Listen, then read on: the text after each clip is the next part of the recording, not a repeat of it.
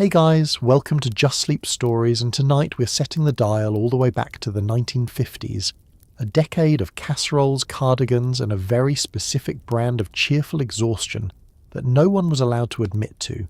We're talking about the American housewife in her natural habitat. The kitchen, the living room, the ironing board, and occasionally a very tense conversation with the neighbour about whose Jell-O mould was more structurally impressive at the church potluck. Before we dive in, take a quick second to like the video and subscribe, but only if you genuinely enjoy what I do here.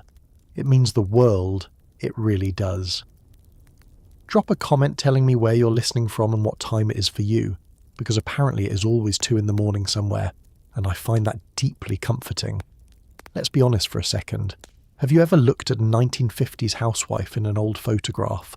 Perfect hair, pearls at 10 a.m, a freshly glazed ham on the counter behind her, and thought, what on earth was her actual day like? Did she genuinely enjoy ironing 7 shirts? Did she wake up naturally at 6 a.m. with a smile? Or did she lie there for a moment staring at the ceiling and questioning every life decision that led to this? What did she do when the roast burned and her husband's boss was coming for dinner in 40 minutes? Did she ever, just once, want to throw the gelatin salad directly out the window? How many times a day did she vacuum the same carpet? Was the smile real, or was it load-bearing? Could she feel her soul leaving her body during the 3rd hour of darning socks? Or had she transcended to a plane of existence the rest of us simply cannot access? Congratulations, you've just woken up in 1953. It is 6:15 in the morning. Your hair is in pin curls. There is a husband who needs breakfast. There are children who need lunches. There is a house that was already clean yesterday and somehow needs cleaning again. You're wearing a housecoat and your feet are cold, and the day, in all its relentless cheerfulness, has officially begun. Good luck. You didn't need an alarm clock in 1953, not really. You had a husband who stirred at 6, children who woke at 6:15 regardless of what the universe intended, and a dog who had been awake since 5 and had been waiting extremely patiently for someone to acknowledge this. You rose before the rest of the house had fully decided to exist. The bedroom was cold, the floor was colder, and somewhere in the kitchen, the coffee percolator was waiting for you like an old loyal friend who expected you to do all the work in the relationship. You swung your legs over the side of the bed with the quiet efficiency of someone who had done this every single day for years, and had long since stopped expecting it to feel any different. There was no lying there for a few extra minutes. There was no scrolling through a phone. Phones were in the hallway, attached to the wall by a cord, and the only reason to go to the phone at 6 a.m. was if something had gone very wrong. Instead, you simply got up because getting up was the first task and the tasks had been waiting. The bedroom itself was tidy. You had made sure of that the night before, because a messy bedroom was the kind of thing that, if seen by a visitor, would say something about you as a person, and everything in 1953 said something about you as a person whether you wanted it to or not. The bed would be made before you left this room. That was not a question. The bed was made every morning with hospital corners and a smooth coverlet, a skill taught by mothers and practiced until it became automatic, a muscle memory of domesticity that your hands performed while your mind was somewhere else entirely. You put on your housecoat, a zip-up or button-front garment worn over your nightgown, practical and modest, because the children might see you in the hallway, and propriety did not take mornings off. Your feet found your slippers. The floor in the hallway was cool through the thin soles, and you moved through the house in the particular quiet of someone trying not to wake anyone before they absolutely had to be woken. The kitchen was your first territory and your primary domain, and you entered it the way a general might enter a campaign headquarters, with purpose, with a plan, and with a slight awareness that today would require everything you had. You turned on the kitchen light. The fluorescent tube flickered once, twice, then held. The kitchen materialized around you, the linoleum floor in its cheerful pattern of geometric shapes, the white enamel stove, the rounded refrigerator humming to itself in the corner, the curtains in their yellow cotton print that you had made yourself and were quite proud of, if anyone was asking, which no one ever really was. You filled the percolator. This was the first act of the morning. the non-negotiable foundation upon which everything else was built, and you did it with the solemnity it deserved. Water from the tap into the base. Coffee grounds spooned carefully into the little basket. Lid on. Burner turned to medium. The percolator was placed on the stove and left to do its slow, bubbling work, and the smell of coffee beginning to brew filled the kitchen like a small daily mercy. Somewhere upstairs, someone rolled over. The dog shifted on its bed in the corner. The house was beginning to wake up around you, the way it always did, the way it would tomorrow, and the day after that, and every day after that for the foreseeable future. You stood in your kitchen in your housecoat and your slippers, and you listened to the percolator begin to work, and you thought about what needed to happen next. There was a lot that needed to happen next. Before a 1950s housewife faced the world, she had to face the mirror, and the mirror, frankly, was not always cooperative.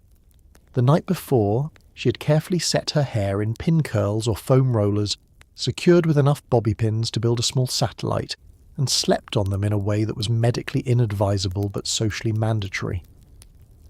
Now it was morning. The curls had to come out, be brushed, teased, sprayed, and coaxed into something that looked effortless. The irony of spending 45 minutes achieving an appearance of effortlessness was apparently lost on everyone.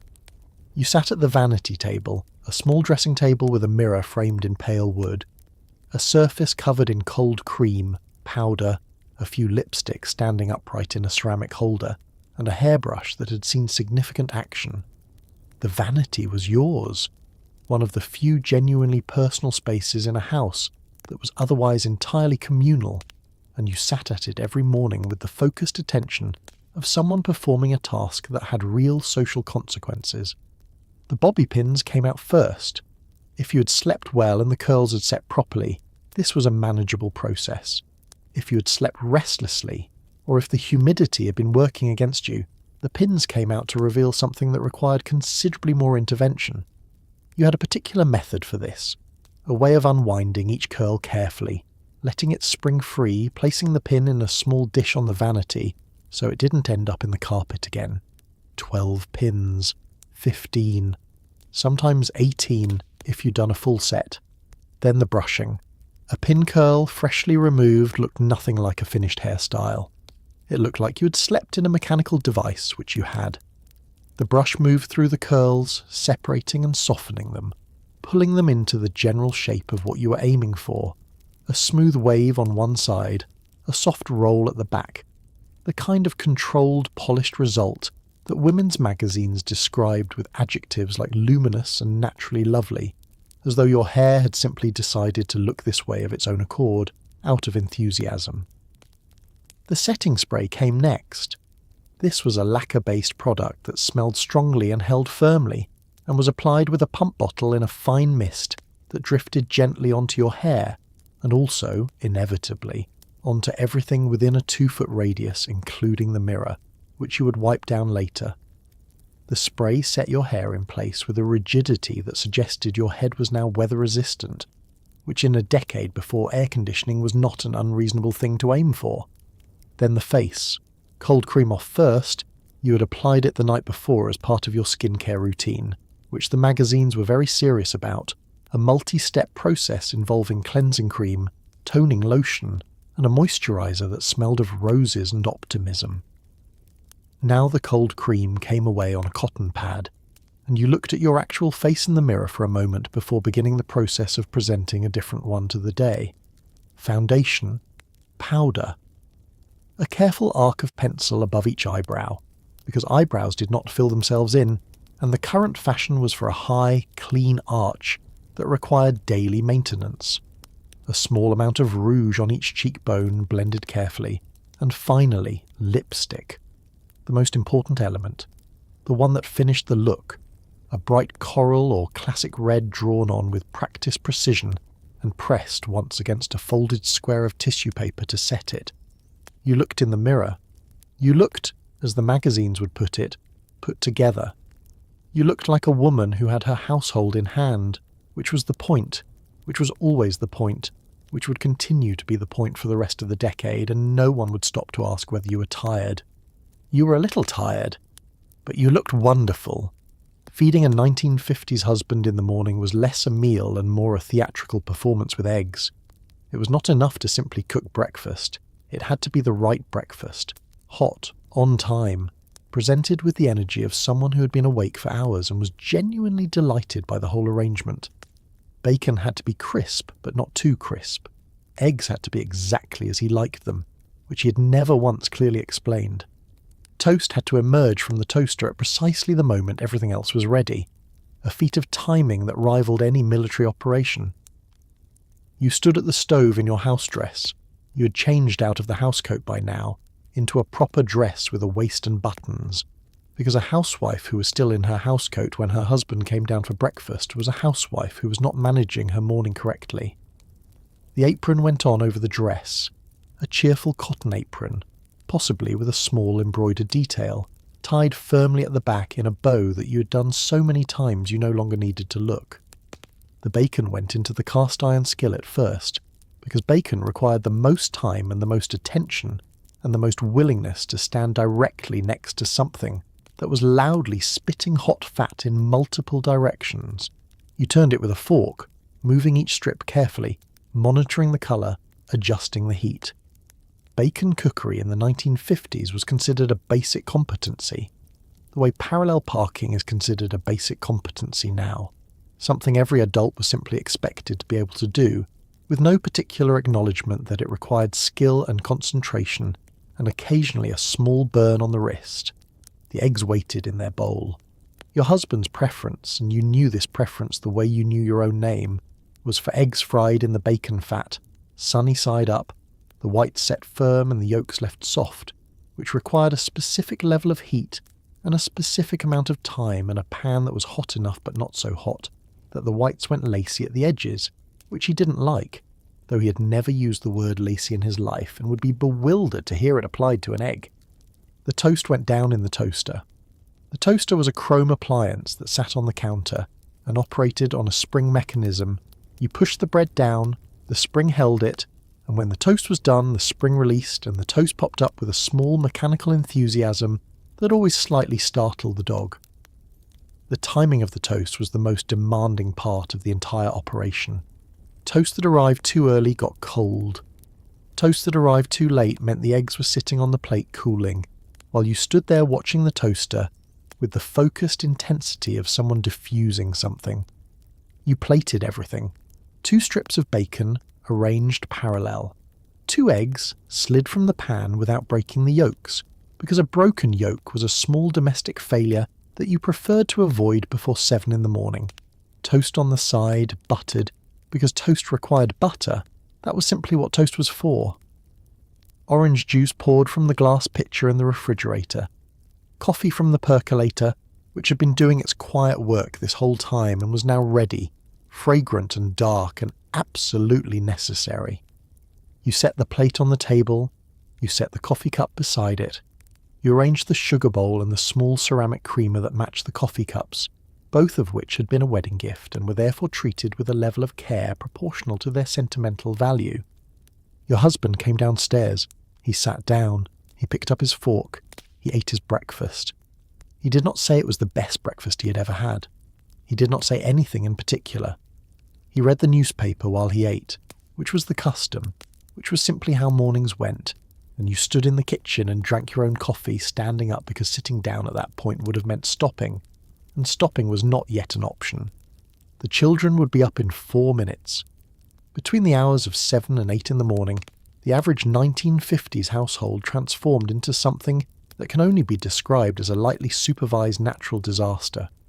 Children needed to be fed, dressed, have their hair combed against their explicit wishes, their lunchboxes packed with a sandwich and something from the fruit category that they would absolutely not eat, and sent out the door in time for the school bus. The school bus waited for no one. The school bus was indifferent to your suffering. The children came downstairs in varying states of readiness, which is to say, in varying states of complete unreadiness. The older one had forgotten to brush his teeth. The younger one had put her dress on inside out and hadn't noticed, or had noticed and didn't care, which was somehow worse. The baby was in the high chair and had opinions about the cereal, which it was expressing non-verbally but with considerable conviction. The dog was underfoot. There was already something on the floor that hadn't been there a moment ago. Breakfast for children was its own production, lower stakes than the husband's but considerably higher in chaos. Cereal from a box, cornflakes, Rice Krispies, maybe a special Saturday treat of something with more sugar, poured into ceramic bowls with milk from the bottle that had been left on the porch by the milkman this morning, because you still had milk delivery in 1953, one of the genuinely pleasant things about the decade. The children ate with the focused efficiency of people who had somewhere to be, and the distracted wandering of people who had absolutely no awareness of time whatsoever, a contradiction that coexisted in every child at every breakfast table across America. You packed the lunchboxes while they ate. This was the part that required creativity within very narrow parameters, because children's taste in food was limited, firm, and non-negotiable, and yet the lunchbox had to contain something nutritious, something filling, and something they would actually consume rather than trade to another child for a bag of potato chips, which you suspected was happening but could not prove. A sandwich, peanut butter, or bologna with mustard on white bread cut diagonally, because diagonal was correct and horizontal was wrong, and no one could adequately explain why. An apple, which had approximately a 30% chance of being eaten. A small wax paper packet of cookies, which had a 100% chance of being eaten first, then the rest in whatever order hunger dictated. The hair combing happened after breakfast and before departure, and it was, without exception, the most resistant phase of the morning. Children did not want their hair combed. They sat in the kitchen chairs with the martyred patience of people being subjected to something deeply unreasonable, wincing at every tangle with a theatrical intensity that suggested the comb was a medieval instrument, rather than a basic hygiene tool. You combed with efficiency and firmness. The little girl's hair needed to be parted and put into neat braids or a ponytail with a ribbon that matched her dress, because matching was important. Matching was one of those things. The boy's hair needed to be combed flat and to stay that way for at least the duration of the walk to the bus stop, a goal that was only rarely achieved. Shoes were located, shoes were put on. There was a moment always where someone couldn't find one shoe, not both shoes, just one, the other one, the left one, the specific one that was definitely right here a minute ago. The missing shoe was found. It was always found. It was always in a place that made no particular sense. You stood at the front door and watched them go down the walk toward the bus stop. The older one punched the younger one lightly on the arm for a reason that would never fully be explained. The younger one didn't react because she was saving it. The school bus appeared at the end of the street, large and yellow and right on time. The door closed. The house was quiet. You stood in the hallway for a moment in the particular silence that follows children leaving a space they have occupied.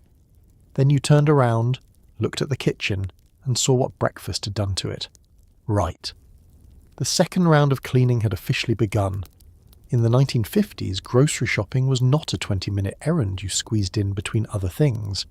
It was a planned expedition requiring a written list, a methodical walk through aisles that smelled of sawdust and canned goods, and a series of small social negotiations with the butcher, the grocer, and at least two neighbours who were also shopping and had opinions about the price of chuck roast. The housewife's grocery list was a document of remarkable specificity, a roadmap to the week's meals, the family's preferences, the husband's digestion, and the social obligations that required either a good dessert or a convincing excuse. The list began the night before, or sometimes 2 nights before, because a proper 1950s housewife planned her meals for the week. This was not a casual suggestion from a magazine. This was an organisational system with real consequences. If you didn't plan Tuesday's dinner by Monday night, Tuesday's dinner was going to be a problem, and problems at dinner reflected on you, in ways that were difficult to explain to someone who has never felt the particular pressure of a husband arriving home at 5:30 to a house that smells like nothing is cooking. You kept a small notepad in the kitchen drawer, near the string and the rubber bands and the other small domestic items that lived in kitchen drawers across all of American history. You wrote the list in pencil, organised by category, produce, meat, dairy, canned goods, dry goods, because organising by category meant you moved through the store efficiently and didn't end up back in the vegetable section 3 times because you forgot carrots. Efficiency was its own virtue. Wasted time was its own small failure. The walk to the grocery store, or the drive if your husband had left the car, was a social passage through the neighbourhood. You did not simply go to the store, you went through the neighbourhood, which meant you might see Mrs. Patterson from 2 doors down, who always wanted to discuss something, and Mrs. Keller from across the street, who was pleasant but had a way of asking questions that were technically not rude but felt like they might be. You wore your good house coat or a clean day dress, because going to the grocery store in anything that looked thrown on was a statement you weren't prepared to make. The grocery store itself was a different thing in 1953 than what you might be used to. Smaller, more personal. The produce was arranged in neat pyramids of apples and oranges and things that were currently in season, because things that were not in season were simply not available, which sounds like a hardship but was actually just a fact of life that no one thought much about. You bought what was there, you cooked what you bought. The concept of craving strawberries in January and finding them available was still some years away. The butcher counter required direct negotiation. You told the butcher what you needed: a 3-pound chuck roast for Sunday, 2 pounds of ground beef, a chicken if it was a good price, pork chops if they looked right. The butcher was a man who knew his customers by name and their preferences by memory, and this was considered a normal and pleasant feature of commerce rather than the remarkable thing it would seem today. He wrapped your selections in white paper and tied them with string and wrote the price in pencil on the outside, and you placed them in your basket and moved on. You spent carefully. The household budget was real and fixed, and grocery money was a specific portion of it, and you knew exactly how far it had to stretch. You compared prices without embarrassment. You chose the store brand when the store brand was acceptable, and the name brand when it wasn't, and you knew the difference not from reading about it, but from years of weekly shopping and the accumulated knowledge of what your family would actually eat versus what looked reasonable in the store, and then sat in the refrigerator being quietly disappointing. You came home with paper bags and put everything away in its correct place: refrigerator, pantry, the vegetable bin at the bottom of the refrigerator that was always slightly too cold for tomatoes, but that was where tomatoes went, so that was where they went. The list was crossed off, the bags were folded and placed under the sink for use as waste bin liners, and the week's meals existed now as a plan that connected the contents of the pantry to the mouths of the family, held together by your knowledge, your labour, and a pencil. The vacuum cleaner was the most significant relationship in a 1950s housewife's domestic life, and it was entirely one-sided. She pushed it. She maintained it. She emptied its bag with the grim resignation of someone who had done this before and would do it again tomorrow. The carpet, for its part, simply kept collecting dirt, lint, crumbs, and whatever the dog had tracked in from the yard. The vacuum cleaner was loud, heavy, and required significant physical effort to operate. The carpet never once said thank you. The vacuum cleaner of 1953 was not a light appliance. It was a substantial piece of machinery, an upright model most likely, with a cloth bag attached to the body that filled with dust and had to be removed, emptied into the waste bin, reattached and resecured, a process that produced a small cloud of dust regardless of how careful you were. The suction mechanism was powered by a motor that made a sound somewhere between an industrial fan and a very large, very committed insect, and it filled the house with a noise that made conversation impossible, which was sometimes a feature rather than a deficiency. You vacuumed the living room first because the living room was the room people saw. You moved the vacuum in straight, overlapping lines, working from the far wall back toward the door, the way you'd been shown and the way every sensible person approached the task, because dragging the vacuum back over already clean carpet was inefficient and left marks. The fringe on the area rug required the vacuum to be lifted and the fringe beaten separately, because feeding fringe into a rotating brush was how you ruined fringe, and ruining the area rug fringe was a specific category of household damage that you were not prepared to explain. The sofa cushions came off. This was always revealing in the way that archaeological excavations are revealing, interesting, occasionally disturbing, and confirming suspicions you already had. crumbs from last night's dinner, which had been eaten at the table like civilized people, and therefore had no business being in the sofa cushions. A small toy car, 3 pennies, something that appeared to be a raisin, but that you were not willing to investigate closely enough to confirm. You ran the vacuum's upholstery attachment along the sofa interior with the efficient energy of someone who had made peace with the fact that this would need to be done again next week. The hallway, the stairs, each step done individually, the vacuum carried up with you, the cord pulled taut behind you in a way that was slightly dangerous, but was simply how stairs got vacuumed. The bedrooms, each in turn, furniture moved slightly to get underneath, the vacuum bumping against the baseboards with a sound that told you exactly where the edges were. The motion was repetitive and rhythmic in a way that could have been meditative if the machine had not been so loud and the task not so continuous. The full vacuuming of the house took between 1 and 2 hours, depending on the size of the house, the state of the carpet, and whether the dog had shed recently, which it always had. When it was done, the carpet had a certain look to it, the particular uniformity of recently vacuumed pile, all the fibres going in the same direction, a look of temporary order that would last approximately until the children came home from school, at which point the first pair of shoes to cross the threshold would undo a non-trivial portion of the work. You wound the vacuum cord around its hooks at the back of the machine. You returned it to its place in the hall closet. You closed the closet door and stood in the hallway and looked at the carpet, which looked clean, which was the entire point, which was what the next 40 minutes of your life had been for. It would need doing again on Thursday. You had known this the entire time.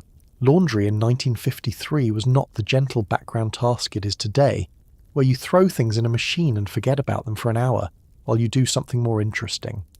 Laundry was a full-day event with the energy and organisational demands of a military campaign. There was sorting, there was soaking, there was the washing machine, a top-loader that vibrated across the kitchen floor if you weren't watching it. There was the wringer, which would absolutely mangle anything left in it too long. There was hanging things on the line outside, hoping the weather held, and the very real risk that the neighbour's dog would walk directly into your clean sheets. Laundry began the night before with the gathering. Everything from the hampers, the bedroom hamper, the bathroom hamper, the pile in the corner of the boys' room that was technically not a hamper, but functioned as one, was sorted on the kitchen floor into piles that represented a very specific hierarchy of fabric and colour. Whites went with whites, colours went with colours, heavily soiled items, work clothes, children's play clothes, anything that had met mud or grass, were separated for extra treatment, which was a polite way of saying they needed to be scrubbed by hand with a bar of Fell's naphtha soap before they went anywhere near the machine. The washing machine filled with water from the tap, and the water had to be hot, genuinely hot for the whites.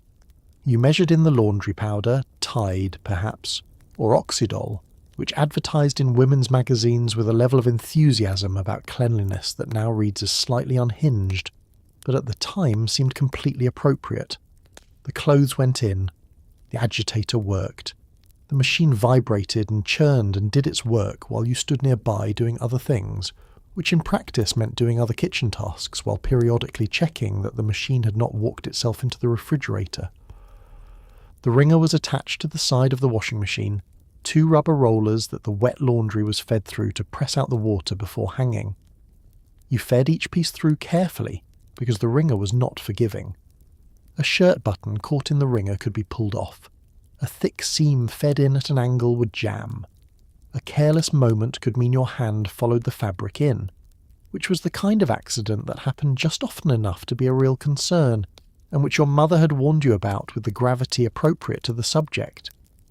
You fed the laundry through slowly, deliberately, catching each piece as it emerged on the other side, still damp but no longer dripping, and transferring it to the laundry basket. Outside, the clothesline. In good weather, laundry hung on the line smelled extraordinary when it came in, a clean, bright outdoor smell that no manufactured fabric softener has ever convincingly replicated. Each item was hung with its own clothespin, sheets folded over the line so they hung in large even panels, shirts hung by their tails so the shoulders didn't get peg marks, trousers hung upside down by the cuff so the crease fell correctly. Hanging laundry was a task with aesthetics as well as function. A badly hung wash line was visible to the neighbourhood, and the neighbourhood noticed these things.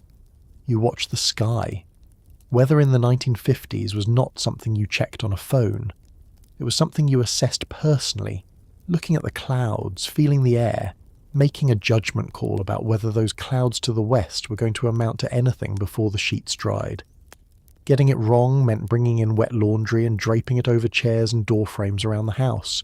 A solution that worked, but that turned the living room into something that smelled like a damp cave and remained that way until everything finally dried, usually sometime the next morning. And then, once it was dry, it all had to come in, be folded or hung immediately so things didn't wrinkle, and be put away in the correct drawers and closets and shelves of a house where everyone's things had an assigned place, and returning them to that place was the final, absolutely necessary step without which the whole enterprise was incomplete. Laundry day ended when the last thing was put away. Sometimes that was 4 p.m. Sometimes, if the weather had turned, that was much later. Either way, tomorrow was ironing day, which was its own problem entirely and one you were trying not to think about yet. In many 1950s homes, the ironing board was not so much a piece of equipment as a permanent fixture, a fifth piece of furniture standing between the kitchen and the living room, always ready, always slightly in the way. Ironing was not optional. Wrinkles in a husband's shirt were considered a personal failure. Wrinkles in the children's school clothes were considered a social statement, and not a good one. Everything got ironed: shirts, trousers, blouses, pillowcases, and in some households apparently the actual dish towels, a choice that history has neither explained nor forgiven. The iron itself was a heavy thing, solid metal with a wooden handle, and a sole plate that heated directly on the stovetop if you had the older kind, or plugged into the wall socket if you had the newer electric model, which had arrived in the 1940s and was considered a significant advancement in domestic technology, which tells you something about what the standards were. The electric iron had a dial for temperature, low for synthetics, medium for cotton, high for linen, a system that required you to know what your fabrics were and to remember to adjust the dial between items, which you would forget at least once per session, and the resulting moment of the iron meeting, the wrong fabric at the wrong temperature, was its own small domestic crisis. You laid the first shirt flat on the board. Ironing a shirt correctly was a skill with an actual sequence. Collar first, then cuffs, then sleeves, then the body, starting with the back and finishing with the front panel so the final result could go directly onto a hanger without being refolded. Getting this sequence wrong meant ironing wrinkles into places you had just smoothed out, and doing it over again, and developing the particular expression of someone who was controlling their feelings about this with considerable effort. The trick to a really good iron on cotton was a damp cloth, or, better, a sprinkle of water from your fingers directly onto the fabric, which created steam on contact with the hot iron, and relaxed the fibres into smoothness with a satisfying hiss. You learned the right amount of pressure, firm and steady, not too slow, or you scorched, not too fast, or the wrinkle survived, and once you had it, the motion was almost mechanical, your arm moving back and forth across the board with the economy of someone who had done this 1,000 times, and was efficiently completing it rather than experiencing it. A man's dress shirt ironed properly took approximately 8 minutes. There were 5 dress shirts in a week's wash. That was 40 minutes of shirts alone before you touched a single blouse, pair of trousers, child's school dress, or pillowcase. The pillowcases alone, smooth cotton pillowcases, ironed until they had a particular crisp finish that meant they looked like pillowcases in a hotel, rather than pillowcases on a family's beds, took 20 minutes for the week's worth, and represented an investment of human effort that a pillowcase objectively did not require. But this was not about what things required. This was about what things were supposed to look like. You work through the pile in the basket, each finished item hung carefully or folded and placed to the side, the basket slowly emptying in a way that was genuinely satisfying in the manner that all visible progress is satisfying. The ironing board stood at the height of your hands, which meant you stood for all of this, upright, moving, the iron passing back and forth, the steam rising around your hands, the radio on in the background playing something from the AM station, because an ironing session without the radio was a silence that became oppressive around the third shirt. When the basket was empty and everything was hung, and the iron was unplugged and set on its heel to cool, there was a brief moment of genuine satisfaction. The shirts would wrinkle again by the end of the week. The pillowcases would be slept on tonight and need washing again by next Tuesday. The ironing board would stay exactly where it was because folding it and putting it away meant only taking it out again in 2 days. But right now, for this precise moment, everything that could be smooth was smooth.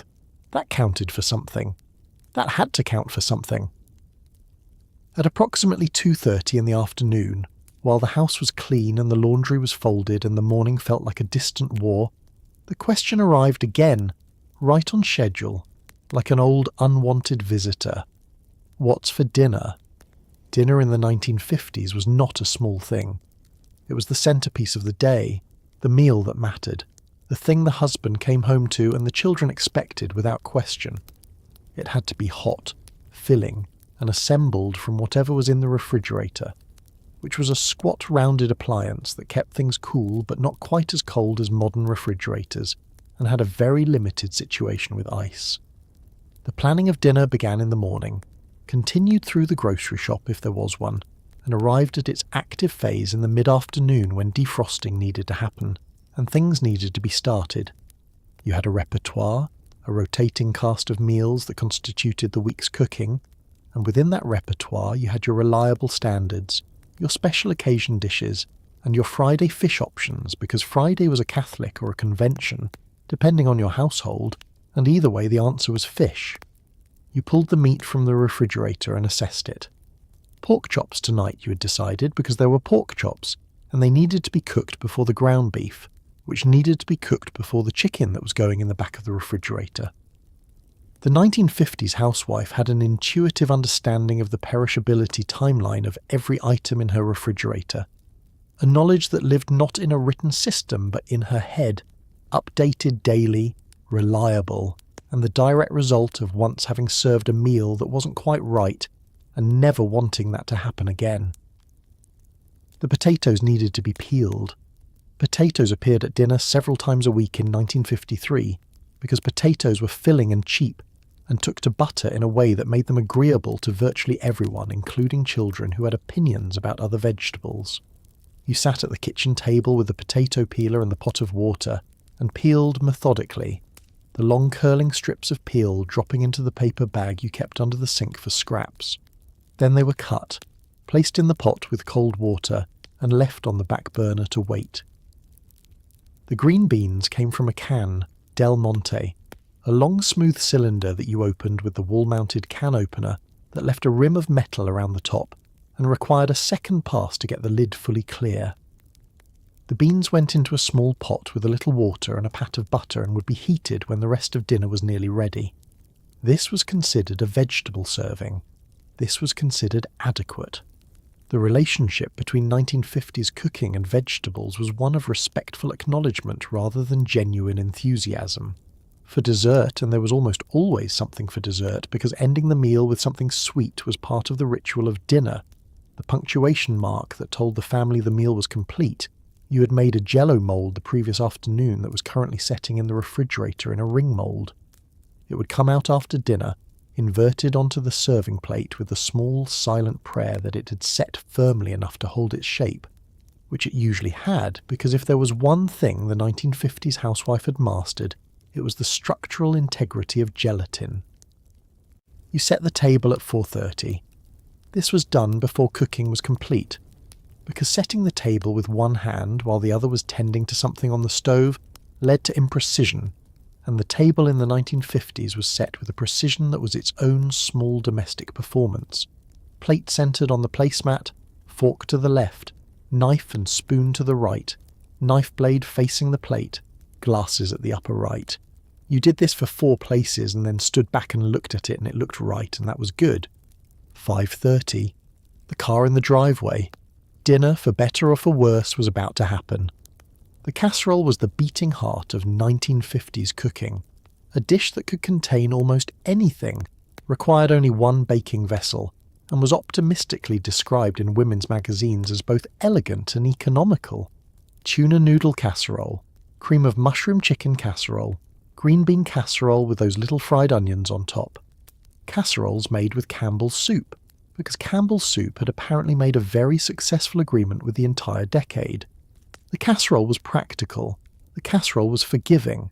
The casserole was, if we're being honest, sometimes deeply beige. The appeal was genuine and practical. A casserole could be assembled in the morning, covered with foil, and placed in the refrigerator until 4 in the afternoon, at which point it went directly into the oven for the prescribed time and emerged ready to serve. This meant you could complete the cooking at 9 in the morning and spend the rest of the day on other things, which in the context of a housewife's daily schedule was not a small advantage. A casserole was, in its own way, a piece of time management as much as it was a recipe. Let's talk about the tuna noodle casserole specifically, because it was perhaps the most iconic dish of the entire era, a food that appeared in nearly every American kitchen, that children ate without complaint because they had grown up with it and had no frame of reference, and that adults served with a confidence born of knowing it would definitely work. You began with egg noodles, boiled and drained, then a can of cream of mushroom soup, undiluted, which went directly into the mixing bowl with a can of tuna, drained, and perhaps a handful of frozen peas because peas were green, and green was a vegetable and a casserole needed a vegetable.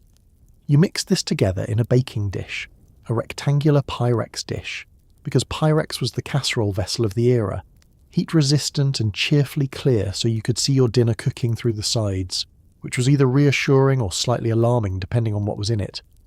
Over the top went a layer of crushed crackers, Ritz crackers most likely, broken into irregular pieces and scattered across the surface, then dotted with small pieces of butter. This was the crust. The crust was the casserole's one moment of textural ambition, the thing that separated it from soup, and in the 1950s kitchen, that distinction mattered. Into the oven at 350 degrees. The casserole baked for 30 minutes, sometimes 40, until the edges were bubbling, and the cracker crust had taken on a golden colour that suggested something more appetizing than the assembly process would have indicated. You pulled it from the oven with the mitts and set it on the trivet on the counter, and the smell that filled the kitchen was warm and savoury and specific, in a way that your family would later, in adulthood, associate with home entirely involuntarily, and with a feeling they would not be able to fully explain. The cream of mushroom soup casserole was equally foundational. Chicken pieces or pork chops or even hamburger patties were laid in the baking dish. Over them was poured a mixture of cream of mushroom soup and a small amount of milk, which served as both a sauce and a cooking liquid, keeping everything moist during the long oven time. This went in at low heat for an hour or more, emerging as something genuinely tender, the protein having given in entirely to the long, slow process and the surrounding soup. The casserole sat in the centre of the table on its trivet, and was served with a large spoon, and passed around the table family style, each person taking their portion and the serving dish moving from hand to hand in the particular domestic choreography of a shared meal. The children ate it, the husband ate it. Nobody called it remarkable, because remarkable was not what it was aiming for. It was aiming for nourishing, sufficient and ready at 5:30, and on all 3 counts, it delivered every single time with no complaint and no credit. The casserole dish would need soaking tonight. The casserole dish always needed soaking. Gelatin moulds deserved their own chapter, their own documentary, possibly their own psychological study.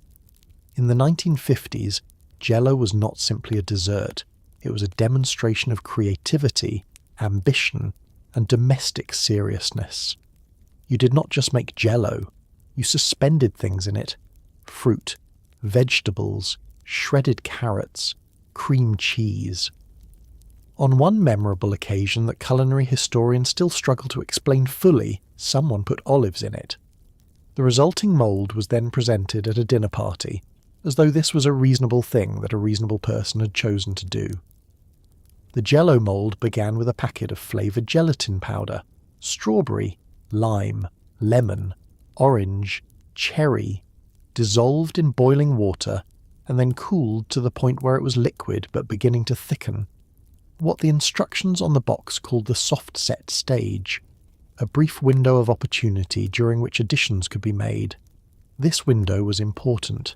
Add your fruit too early and it sank to the bottom. Add it too late and it couldn't be suspended at all. The Jell-O mould demanded timing, and timing demanded attention, and the 1950s housewife gave it both. The ring mould was the prestige vessel, a circular aluminum or copper pan with a hollow centre tube, which when inverted produced a ring-shaped dessert with an impressive architectural profile and a hollow centre that could be filled with whipped cream or more fruit if you were feeling decorative.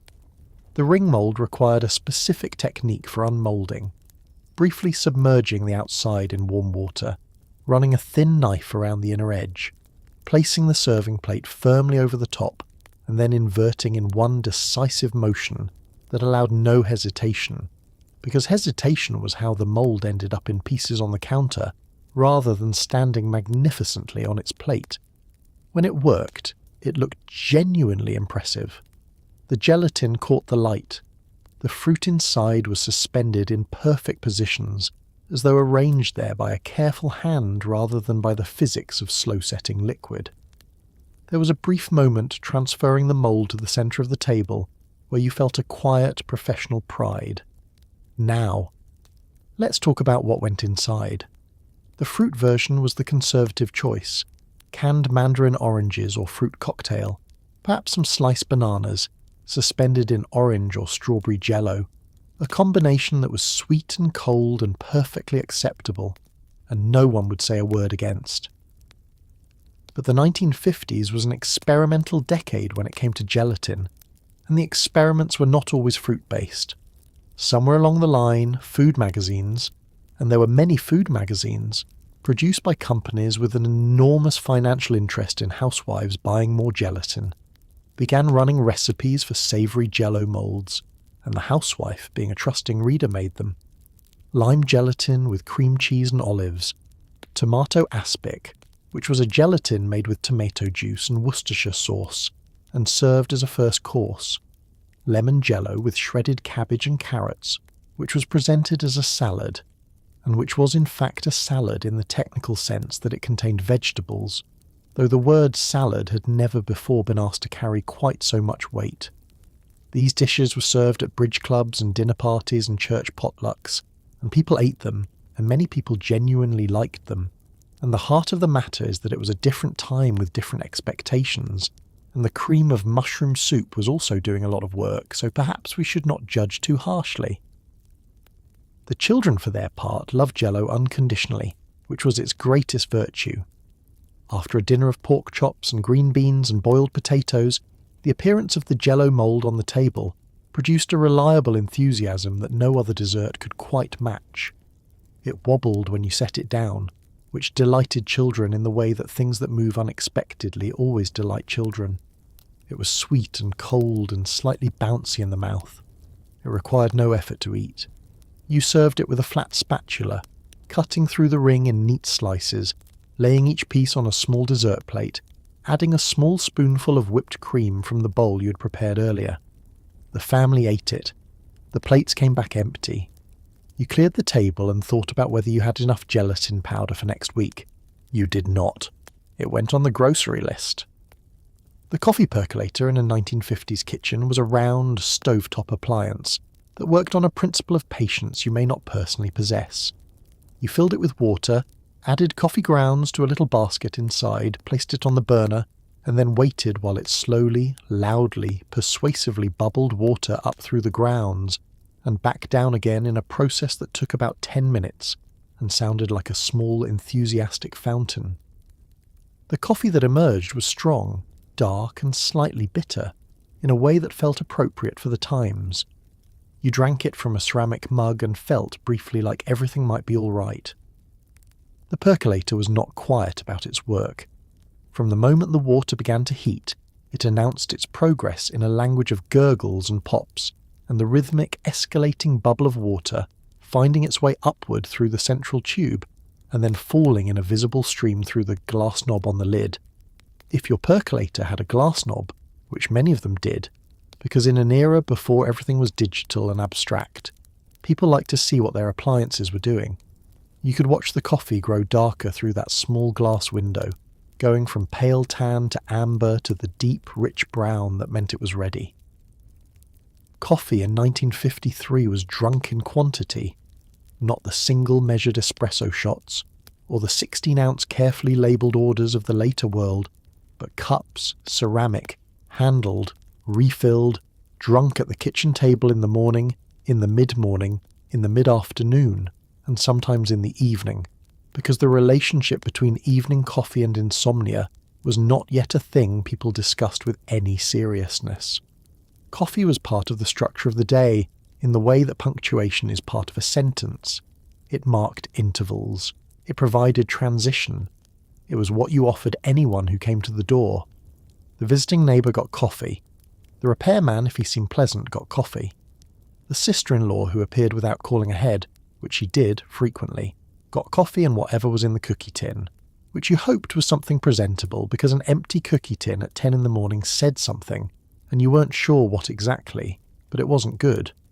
You put on the percolator the moment someone arrived, because the act of making coffee was itself a hospitality gesture, a signal that the person was welcome, that you had time for them, that this was a house where people were received properly. The coffee break in the middle of the morning was yours when you could get it. Somewhere between the laundry and the vacuuming and the preparation for the day's errands, there was sometimes 15 minutes at the kitchen table with a cup of coffee and the morning's newspaper. Not the front page, which your husband had taken to work, but the back sections, the homemaking column, the advice pages, the recipes, the department store advertisements with their careful illustrations of house dresses and girdles, and kitchen curtains available on the second floor. You read with the focused pleasure of someone who did not have much time and intended to use what they had. The percolator was rinsed each evening and set up for morning before you went to bed. This was one of the small preparatory rituals of the night. The percolator filled, the breakfast table partially set, the children's clothes laid out on their chairs, tiny acts of care for your morning self that constituted a kindness you never explicitly acknowledged, because it would not have occurred to you to think of it that way. You were simply being practical. You were simply making tomorrow slightly easier than it would otherwise be. The percolator sat on the stove every morning and did its work and said nothing. You relied on it completely.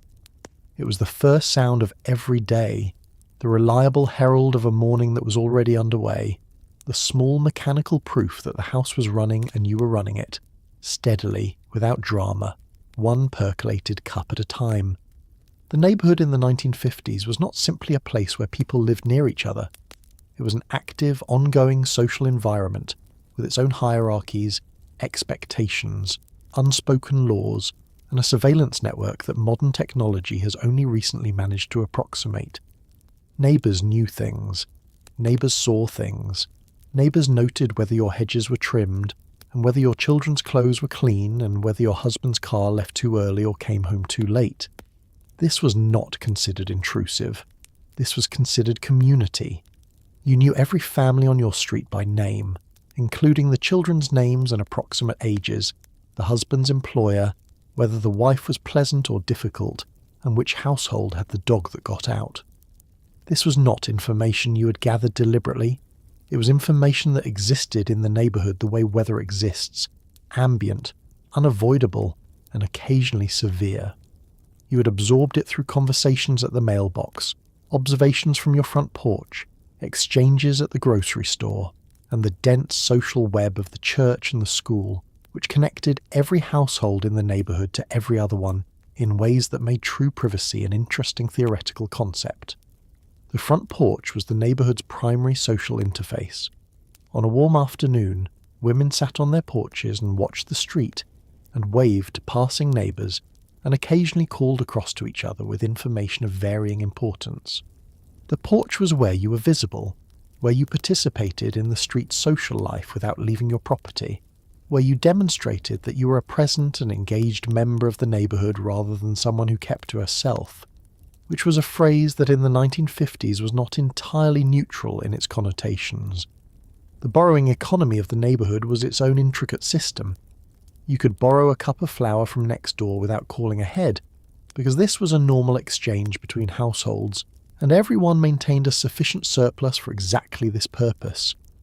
You returned the flour, sometimes plus a small extra amount, sometimes as part of a batch of muffins made with the borrowed flour, because returning slightly more than you borrowed was the correct social mathematics. The sugar and the eggs, and the occasional stick of butter that travelled between houses on your street, moved through an informal accounting system that was never written down and was perfectly maintained by everyone involved. Children moved through the neighbourhood with a freedom that would be considered remarkable today. They went to each other's houses, played in the street, roamed to the park and back, operated largely outside of adult supervision for hours at a time, and were expected to come home when called for dinner, which they could be called for because the street was not large and a voice carried. You kept a loose awareness of where your children were without actively tracking them, a form of parenting that trusted the neighbourhood to function as a collective safety net, which it generally did. But the neighbourhood also watched. If your laundry was still on the line at sundown, someone noticed. If your grass went a week without mowing, someone noticed. If there were raised voices from your house on a Tuesday evening, someone noticed and did not mention it directly, but held it in the careful inventory of neighbourhood knowledge that everyone maintained and no one discussed openly. The neighbourhood was warm and generous and genuinely supportive and also absolutely relentless in its attention, and you navigated this dual nature every day without particularly thinking about it, because it was simply the conditions under which life was lived, and you had never known anything else. In the 1950s, the telephone was a heavy black device that sat on a small table in the hallway and rang when it wanted to, which was usually when your hands were in raw chicken.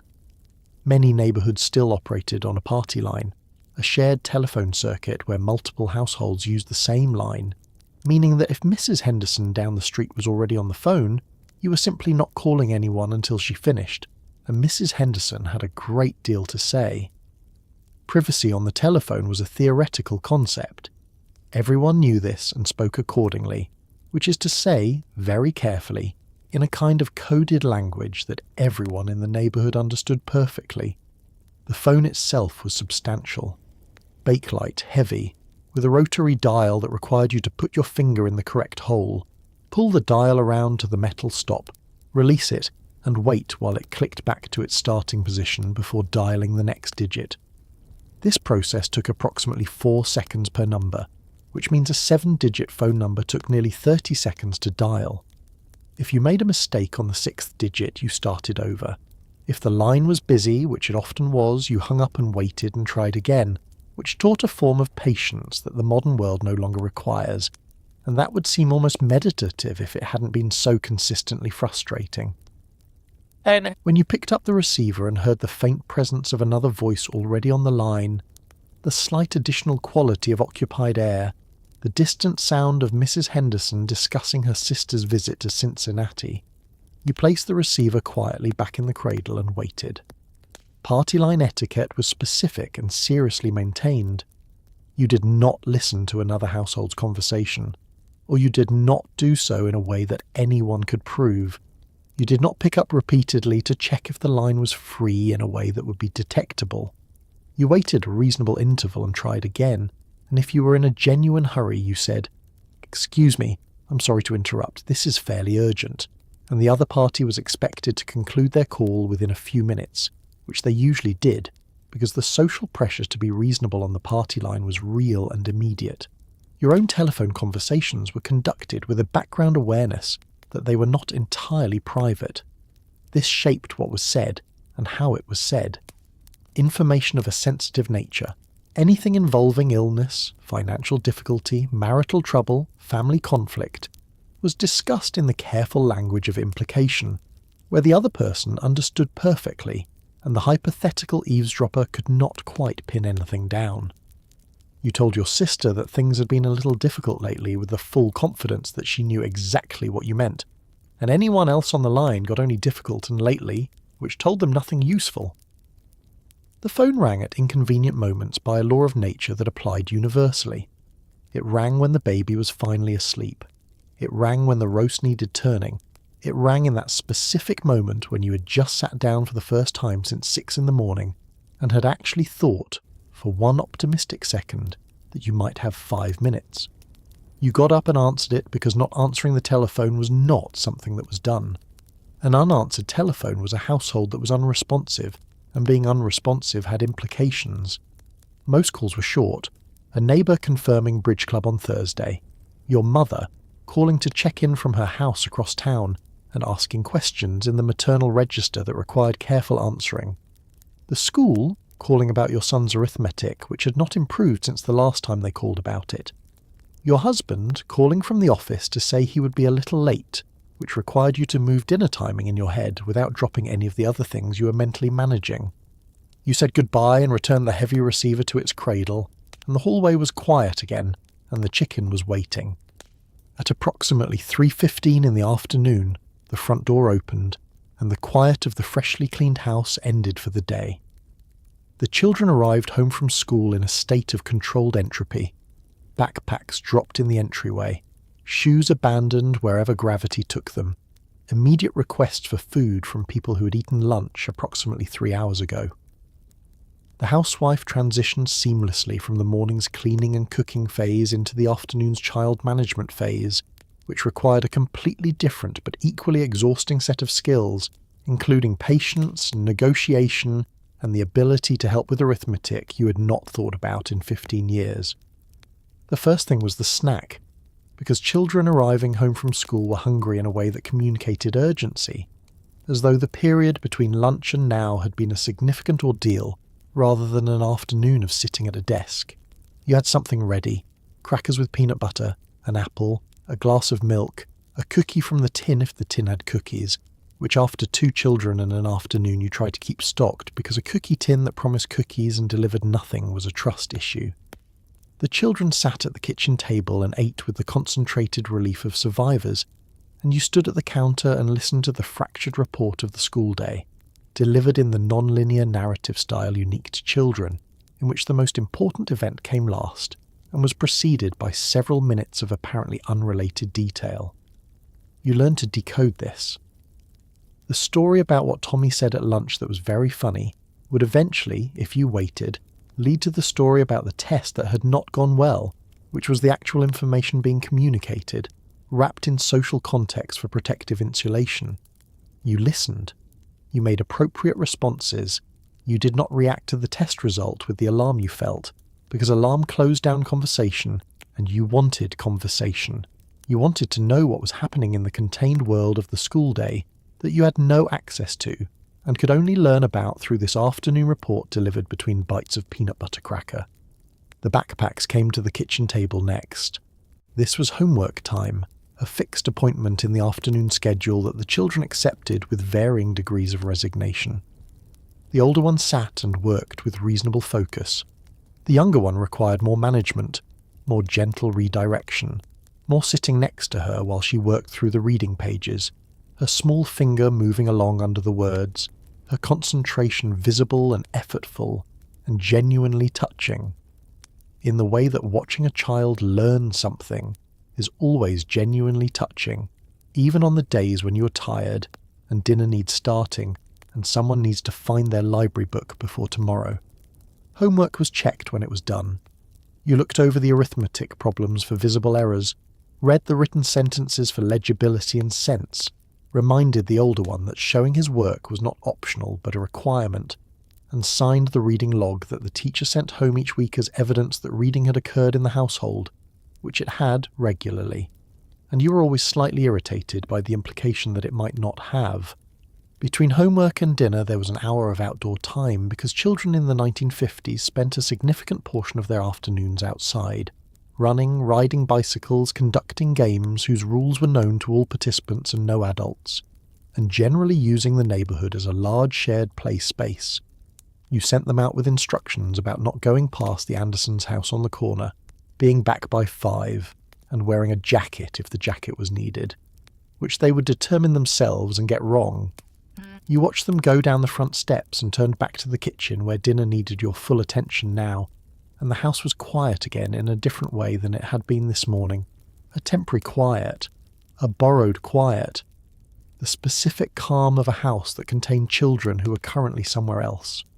Homework in the 1950s was done at the kitchen table, in pencil, with a mother nearby who was simultaneously trying to start dinner and pretend she remembered long division.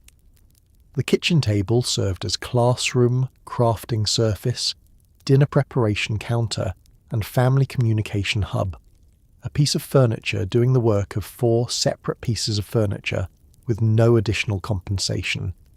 Children spread their books and papers across it with the territorial confidence of people who had no awareness of what was going to need to happen on that same surface in 45 minutes when the meatloaf came out of the oven. Long division was the particular challenge of the 1950s elementary school curriculum, a multi-step process that required writing numbers in specific positions on the page, in a specific sequence that produced the correct answer if everyone followed the steps correctly, and descended into a private arithmetic catastrophe if they didn't. You had learned long division many years ago. You had not done long division since many years ago. The procedure lived somewhere in the back of your memory in the imprecise way that things live in memory when they haven't been needed, and you retrieved it now with the careful effort of someone reaching for something on a high shelf in the dark. You leaned over your son's shoulder and looked at the problem. The numbers were correct. The layout was approximately correct. The intermediate steps were written in the somewhat enthusiastic handwriting of a child who had not been told specifically how large the number should be. You pointed to the place where something had gone slightly wrong and explained what should happen, which he understood and corrected, and then looked at you for confirmation, and you confirmed, with the composed authority of a person who had just that moment successfully remembered the thing, and moved back to the stove feeling quietly triumphant. Reading was easier to assist with because it required your ear rather than your mathematical memory. The younger one read aloud from her reader a series of short stories about families and farms and small adventures that were written at a specific vocabulary level and repeated certain words enough times that a child of 7 would encounter them with reassuring frequency and develop a relationship with them. Dick and Jane had been the standard, and their simple declarative sentences, "See Dick run, see Jane jump," had taught a generation of children to read in a style that also happened to be, sentence by sentence, the most repetitive literature ever produced. You listened as she read, correcting when she stumbled, waiting while she worked out an unfamiliar word by sounding it through her lips, not jumping in too quickly because too quick correction deprived her of the effort, and the effort was the point. The table was covered in papers by 4:30, arithmetic worksheets, a spelling list with words written 3 times each as practice, a drawing of something from the day's social studies lesson that appeared to be a map of the United States as interpreted by someone who had strong feelings about Texas. You gathered these into a loose pile on one side of the table as you began setting up for dinner, working around the remaining homework materials with the domestic agility of someone who had learned to cook alongside other ongoing activities. The pencil sharpener was on the wall near the door, and it received regular use. Pencils dulled quickly in the hands of children and required sharpening with a frequency that suggested children were using their pencils for purposes beyond writing, possibly structural engineering, possibly warfare, possibly both. You sharpened pencils when asked, which was frequently and occasionally sharpened them preemptively, placing 2 sharp pencils near each child's workspace, because a request for pencil sharpening at the exact moment of intellectual momentum was its own specific disruption. By 5 o'clock homework was done, the table was cleared and wiped, and the kitchen smelled of whatever was in the oven, which was either genuinely appetizing or the topic of a small private worry depending on how the afternoon had gone. The children had gone outside, the table was ready for dinner, the pencils were in the pencil cup by the wall, and the kitchen had transformed, as it did every day at this hour, from schoolroom back to dining room, wearing both identities easily, revealing nothing of the effort involved. At approximately 5:30, the sound of a car in the driveway meant one thing. The husband was home, and the evening had officially begun. This moment carried a specific set of social expectations so thoroughly absorbed into the decade's culture that they appeared in actual published guides for wives. guides that earnestly suggested the housewife freshen her lipstick, tidy her hair, and have a drink ready, because her husband had been working all day and needed to be welcomed into an atmosphere of calm. The house was to be tidy, the children were to be quiet, the dinner was to be nearly ready, the wife was to be pleasant. These guides were real.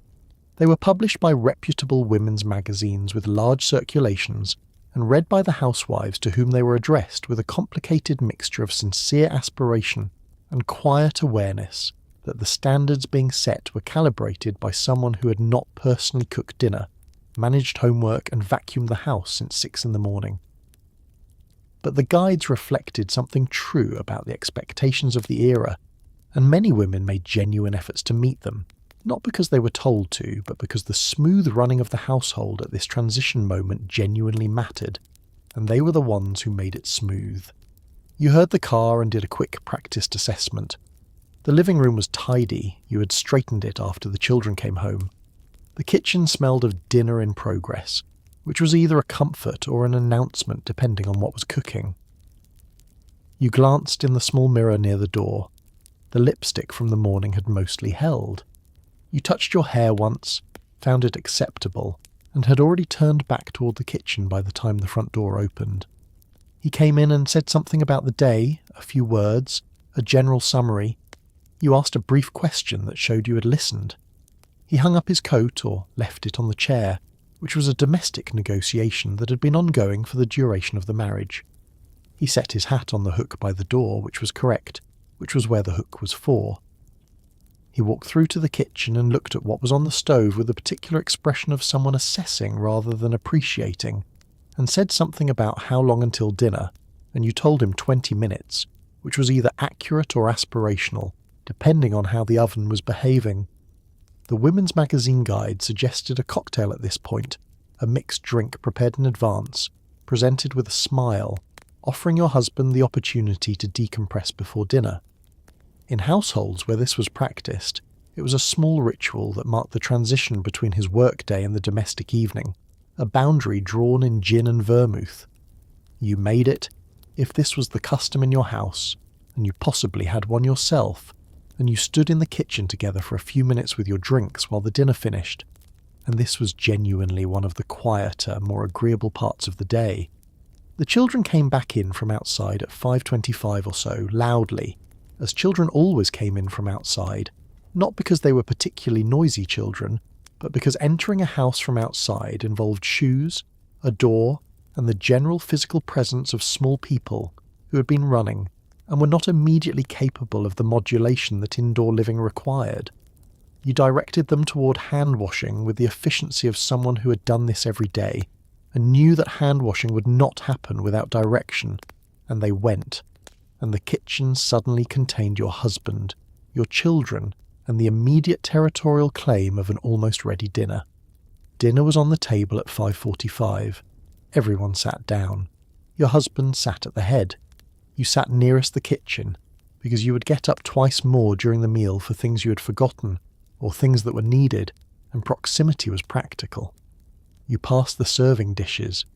You asked the children about their days, which they answered in the same non-linear style as the afternoon, to which their father listened with an expression of patient effort. You ate your dinner, which you had been cooking since mid-afternoon, and which you tasted now for the first time. It was good. You had known it would be good. You had made it before. Dinner in the 1950s happened at the table, together every night, at a more or less fixed time, and this was not considered remarkable. It was simply the arrangement. The father sat at the head. The mother sat nearest the kitchen so she could get up several additional times during the meal to retrieve things. The children sat in their assigned places and were expected to eat what was served, report on their day when asked, and not kick each other under the table with any detectable force. The television was not on during dinner. The television was in the living room, which was a different room, and this was the natural order of things. The table was set with the regularity of a ritual, because it was a ritual. Placemats aligned, plates centred, silverware in its correct positions, glasses in their correct positions, serving dishes in the middle with their spoons already in them, a small dish of butter if there was bread, the salt and pepper shakers which were a matching set, possibly ceramic, possibly in the shapes of something cheerful like chickens or mushrooms, because this was the decade that produced the novelty salt and pepper shaker set and produced it with great enthusiasm. Conversation at the dinner table in the 1950s operated on a certain structure. The children reported on school, on friends, on incidents that had happened during the day, edited for audience appropriateness. The husband reported on something from work, broadly described, occasionally specific if something interesting had occurred, the full context of which the family received in pieces over many evenings and never quite assembled into a complete picture. The wife asked questions, contributed observations, kept the conversation moving in the way that dinner table conversation requires a kind of management, that the person doing it is invisible, and the conversation appears to flow naturally as though no one is steering it, when in fact someone absolutely is. Your children ate with varying success depending on what was on the table. The things they liked were eaten cleanly and without commentary. The things they didn't like were eaten slowly, in the particular way of someone trying to make something last until either the meal ended or a diplomatic exit presented itself. You had a firm and specific policy about eating what was served, which was that you did, that this was not a restaurant, that there were children elsewhere in the world who would be grateful for this meal, a point that your children understood intellectually and that had absolutely no effect on their feelings about lima beans. Table manners were taken seriously. Elbows on the table were a correctable offence. Talking with a mouth full was not acceptable, which required timing, which children found logistically challenging because the things they most urgently needed to say always occurred to them at the exact moment of maximum food. Reaching across another person's plate rather than asking for something to be passed was addressed. Getting up during the meal without permission was addressed. The dinner table was a classroom in the behaviours of civilised eating, and you were the patient, consistent teacher of it. You got up twice during dinner, once for the butter, which you had forgotten to put on the table, and which your husband mentioned with the gentle implication that it should have been there. Once for a glass of milk for the younger child, who had drunk hers entirely in the first 4 minutes of the meal. These two departures from your seat were executed without comment, without sigh, without any expression that might suggest they were anything other than completely natural interruptions to your own dinner, which you returned to and ate in the gaps between everything else. The meal lasted approximately 25 minutes. In those 25 minutes, you learned your daughter had a friend situation requiring monitoring, your son's arithmetic was still a concern, and your husband's opinion about something in the news was thorough and definitive. You absorbed all of this, responded to what needed responding to, and ate approximately 2/3 of your dinner, which was enough. The table needed clearing. The kitchen needed cleaning. The evening was just getting started. When the dishes were cleared and the table wiped and the leftovers wrapped in wax paper and placed in the refrigerator, the kitchen still had to be restored to the condition it had been in before dinner began, a condition it had only achieved that morning, briefly, between 9 and 10, before anyone needed a snack. The dishes were washed by hand in the sink, with a dish brush and dish soap and hot water that started hot and became progressively less so. There was no dishwasher in most homes, or there was a dishwasher who was currently drying plates with a flour sack cloth and thinking about something else entirely. The sink filled with hot water and a careful squeeze of dish soap, ivory most likely, which was 99 44/100% pure, a claim that appeared on every bar and bottle ivory ever produced, and that made it sound like soap had a purity standard, and ivory was nearly meeting it. The soap made a clean, modest foam in the hot water, nothing extravagant, sufficient for the purpose. You stacked the dishes in a logical order, glasses first because they needed the cleanest water, then the plates, then the pots and pans, which were left for last because they required the most effort, and the water was effectively a lost cause by the time you got to them. Glasses were washed and rinsed and set upside down on the dish drainer, a wire rack that lived on the counter beside the sink and was always slightly damp at its base, in a way that no amount of attention fully remedied. Plates were washed with the dish brush, rinsed in the faucet's cold water, and set in the drainer at angles, leaning against each other in the way that maximised drainage and minimised the chance of a plate sliding and breaking. which would produce a sound and a pile of ceramic fragments and a clean-up that nobody wanted at this hour. The pots were the challenge. The pot in which the potatoes had been boiled had a white starchy residue on the inside that required both hot water and physical persuasion to remove. The frying pan in which the pork chops had cooked had rendered fat that had cooled and congealed around the edges and required different treatment, hot water, scrubbing, and the particular satisfaction of a clean cast iron surface emerging from what had looked unpromising. Cast iron was not washed with soap if you had been told the right way to do it, because soap stripped the seasoning from the surface, and the seasoning of a cast iron pan was a domestic inheritance, built up over years of use, not to be casually dissolved. Your husband was in the living room. This was the arrangement. You cooked, he ate, you cleaned, he rested. This was the division of household labour in 1953, and it was nearly universal, and the question of whether it was fair was not a question that many people were asking yet in any volume that was being heard.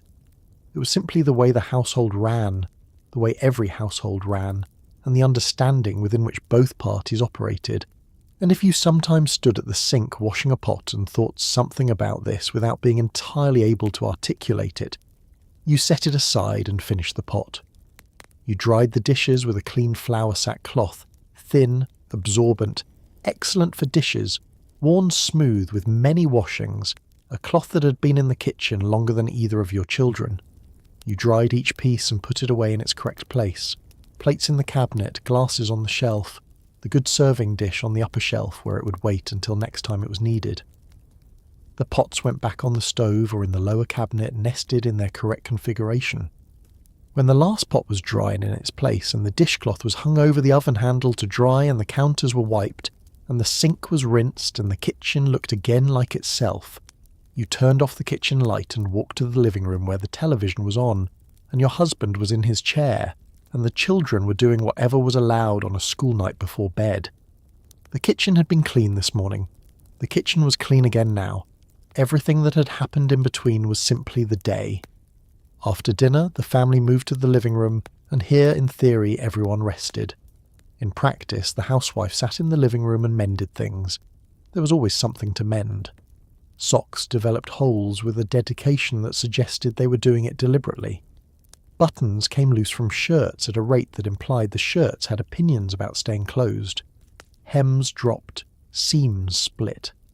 The mending basket sat beside the armchair like a small ongoing criticism of the fabric of daily life, and the housewife worked through it while the television played in the corner, and the husband read the paper, and the children did whatever children did in the few unsupervised hours between dinner and bed. The mending basket was a rounded wicker container with a handle, lined in fabric, and it held the specific domestic archaeology of a family's clothing failures, the sock with the hole at the heel, the shirt with the button gone at the second buttonhole from the top, the child's play dress with a torn pocket that had been sitting in the basket for 2 weeks because the pocket required a specific thread colour that you kept meaning to find and hadn't yet. You pulled the basket toward your chair after dinner and worked through it with the efficient resignation of someone who understood that the basket would never be entirely empty. Items were mended and returned to circulation. New items arrived. The basket maintained a steady-state fullness that was its own minor philosophical statement about the nature of household maintenance. Darning a sock was a skill that required a darning egg, a smooth wooden oval on a handle that was inserted into the sock to provide a firm surface against which to work. You wove new thread across the hole in a grid pattern, under and over the existing strands, building a new fabric surface within the sock that would hold and provide another few weeks of service before it needed attention again. It was slow, repetitive, close work that required good light and reading glasses if you had them, and it was the kind of task that required just enough attention to occupy your hands while leaving your mind free to follow the television program or the conversation or whatever thoughts needed thinking at the end of the day. The living room in the evening had a specific quality. The lamps lit against the dark outside, the television providing both light and sound, the family distributed in their customary positions, your husband in his chair, you in yours by the lamp with the mending. the children on the floor if they were young, on the sofa if they were older, in the transitional positions of children who had not yet fully settled into the adult furniture but were beginning to claim their places in it. The room was warm if the furnace was running correctly, and it smelled of the dinner that had been cooked and eaten and cleared, and the coffee that was or was not brewing, and the particular domestic smell of an inhabited house in the evening. You were not idle during this time, but you were less urgently occupied than you had been all day, and the difference registered as a form of rest, even if it would not have qualified as rest by any objective standard. Your hands were busy and your mind was present, but not deployed at full capacity, and in the context of the day you had just completed, this was the nearest thing available to peace. You'd been managing since 6 in the morning. The mending basket, requiring attention but not emergency, was a manageable companion.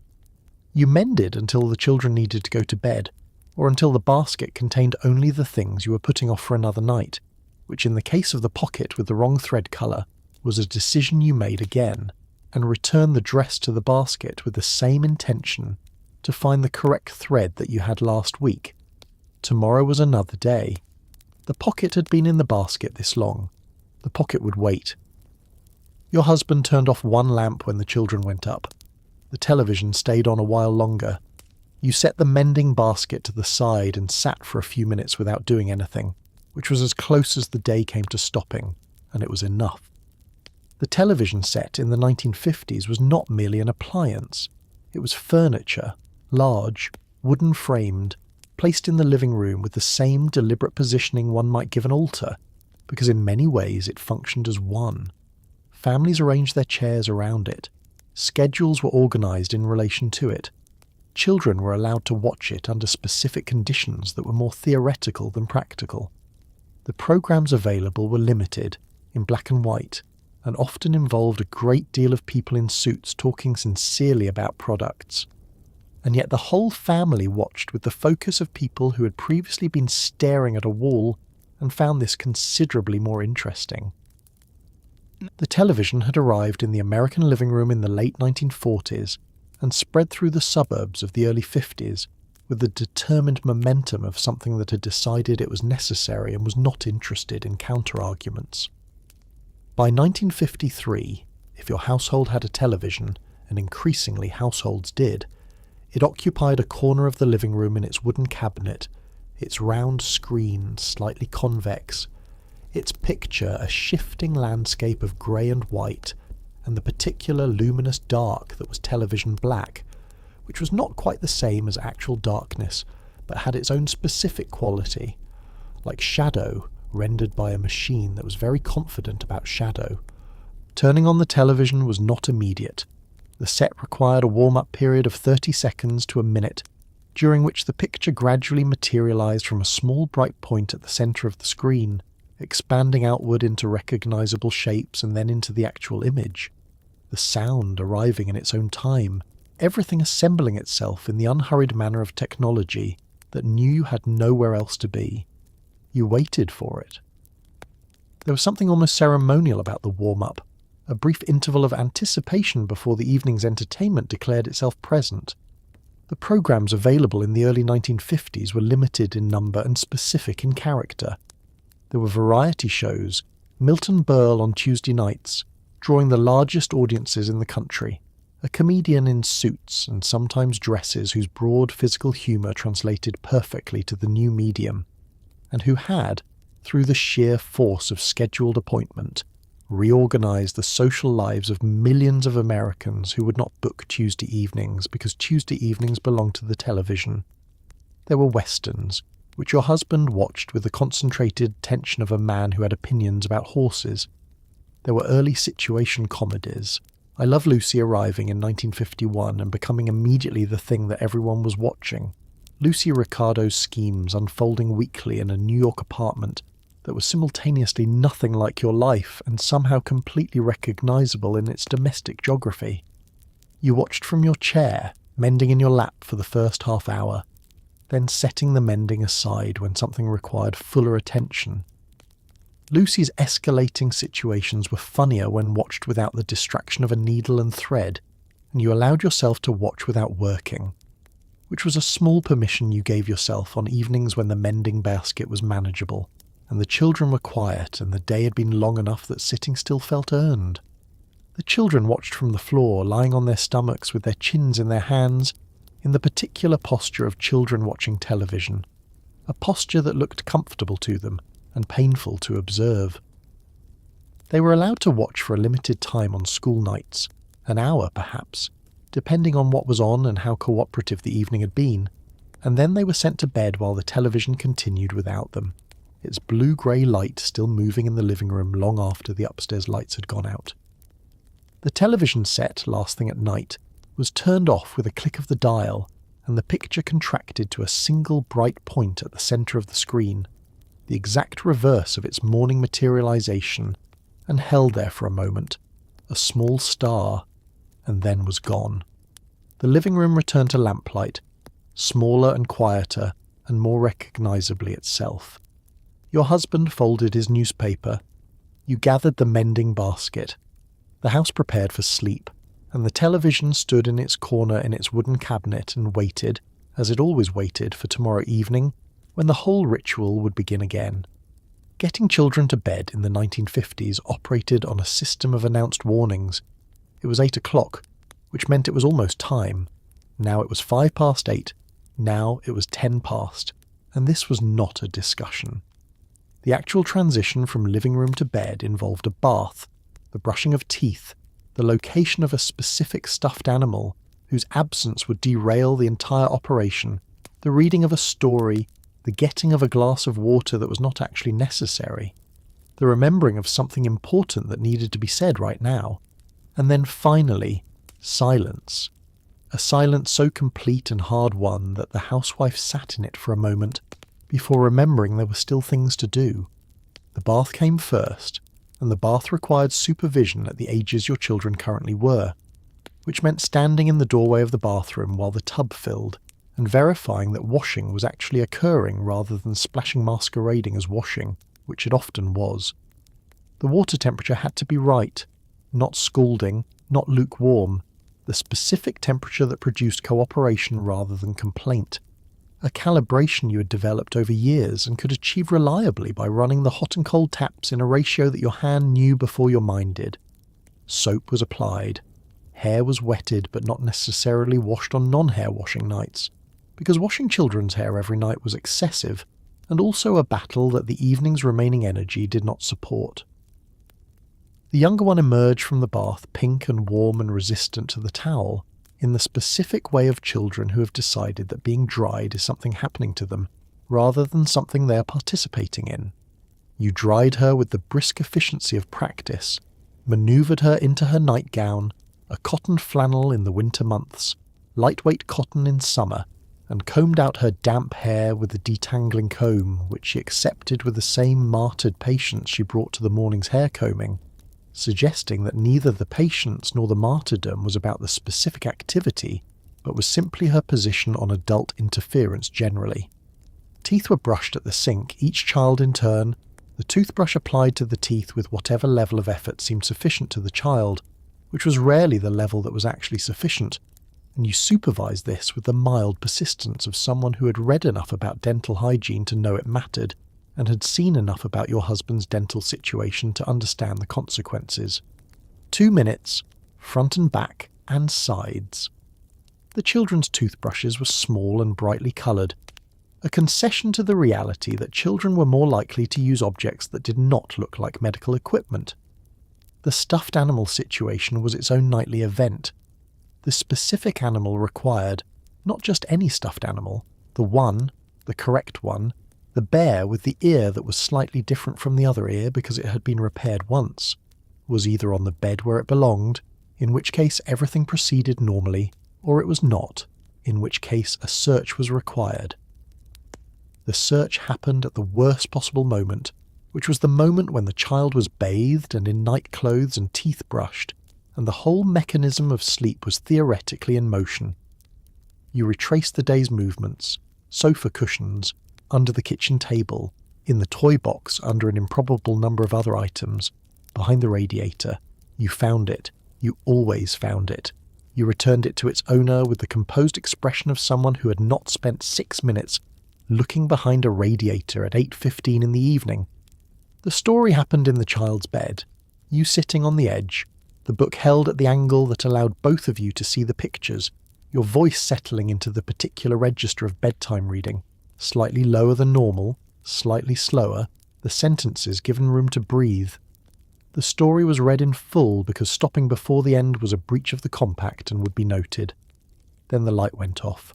The door was left slightly open as required, and you stood in the hallway outside the door and listened. Silence. Then, after a brief interval that functioned as a kind of test, a small voice asking for water. You got the water. Then silence. Actual silence. The kind that held. After the children were asleep and the kitchen was clean, and the mending was at least partially addressed, there was a window of time in the evening that belonged, theoretically, to the housewife herself. She might read a magazine, Good Housekeeping, Ladies' Home Journal, Better Homes and Gardens, publications that existed in a fascinating feedback loop of telling women how to be better at the job they were already doing full-time. She might listen to the radio or watch the end of a television program, or simply sit for a moment in the kind of quiet that comes not from peace, but from everyone else finally being unconscious. The magazines were a genuine pleasure, and you should not let the irony of their content diminish the fact that sitting in a quiet house with a magazine and a cup of tea was one of the better things available to you at 9 o'clock on a Tuesday.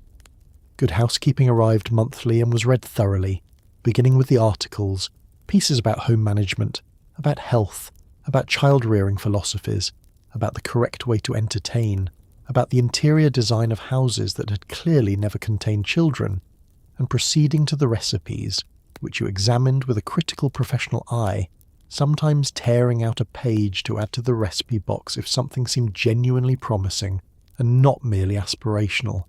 Ladies' Home Journal ran a column called Can This Marriage Be Saved?, which was a monthly account of a real or lightly fictionalized marital difficulty examined from both the husband's and wife's perspectives, and then resolved by a counsellor with measured therapeutic wisdom.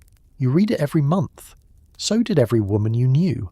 Nobody discussed reading it, in the same way that nobody discussed a great many things in the 1950s.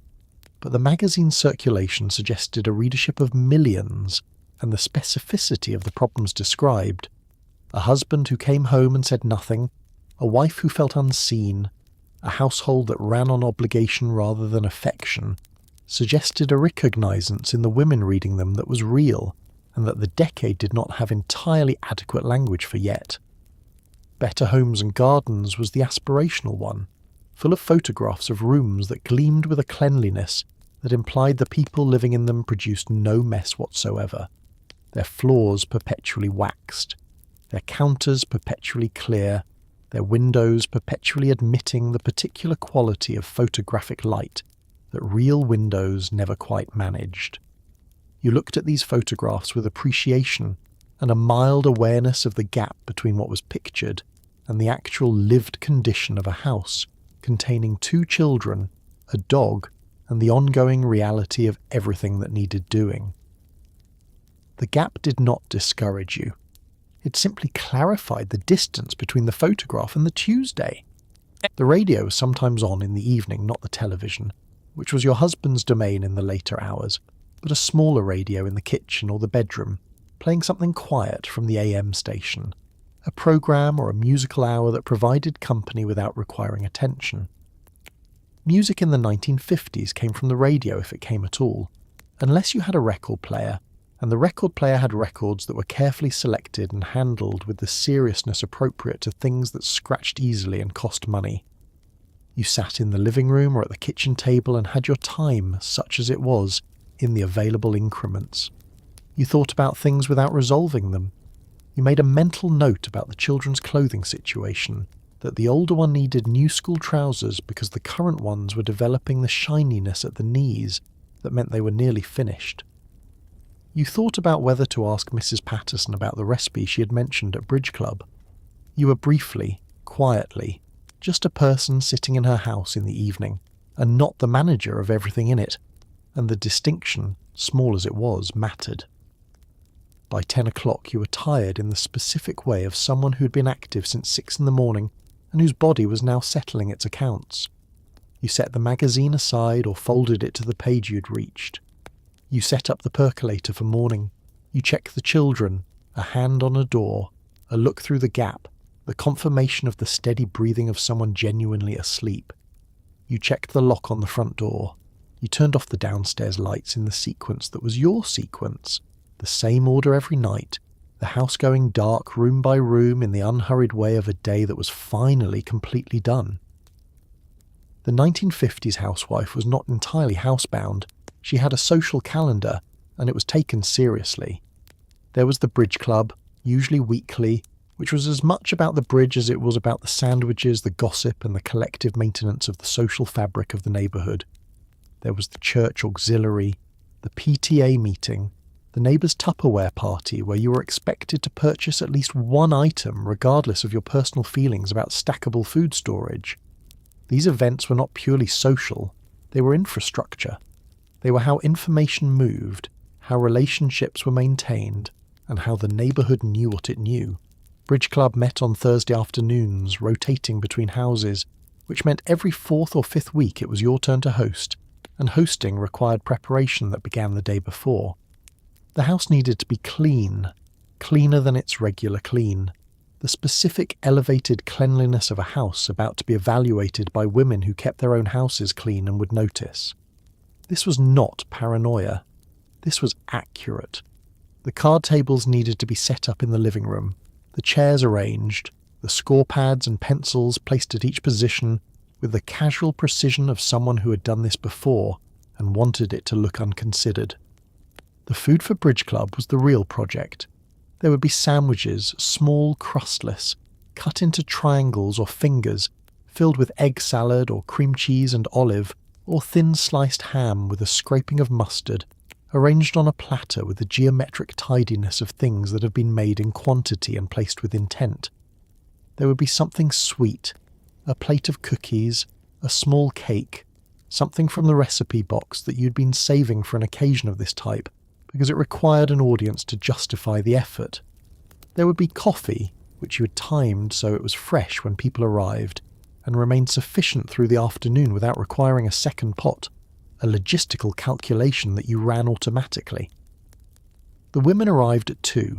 They came in through the front door, hats and gloves if they had come directly from somewhere more formal, house dresses if it was a casual week, and they distributed themselves among the chairs, and the conversation began immediately, picking up from where it had left off the previous Thursday, as though the intervening week had been a brief intermission rather than 7 full days. The bridge was played with genuine seriousness. It was a card game that rewarded attention and memory and partnership, and the women who played it well played it very well, and the scores were kept and the bidding was considered, and the occasional mild dispute about a hand was resolved with the careful diplomacy of people who would be seeing each other again next Thursday, and every Thursday after that indefinitely. Between hands the conversation moved, children and their schools and their accomplishments and difficulties.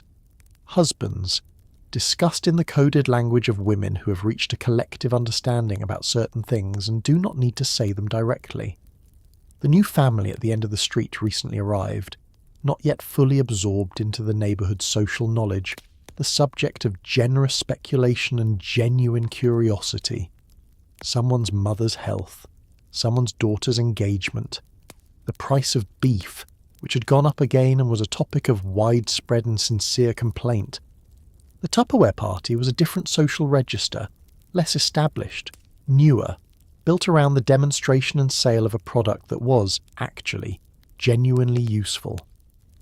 Tupperware had been invented in the late 1940s and sold exclusively through home parties beginning in 1951.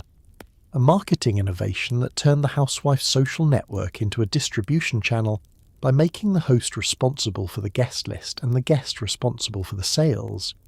You went because you were invited, and because not going required an excuse better than not wanting to, and because the bowls with their satisfying sealed lids were genuinely excellent for leftovers, and you always came home with at least one item and the mild, pleasant feeling of having been out of the house in the middle of the day. These events, bridge and church and PTA and Tupperware and the casual front porch exchanges and the conversations at the mailbox, they were not interruptions to your life. They were a significant portion of it. They were the texture of the days, the places where you were known and knowing, where you were not primarily a function but a person with opinions about the bridge bid and the new minister and the correct way to seal a bowl of leftover soup. You went home afterward and started dinner, but for a few hours on Thursday you had been somewhere, and it had been good.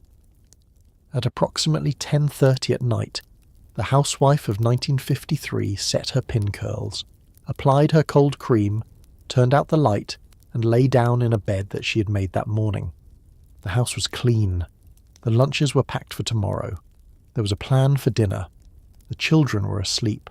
The husband was asleep. The dog had settled.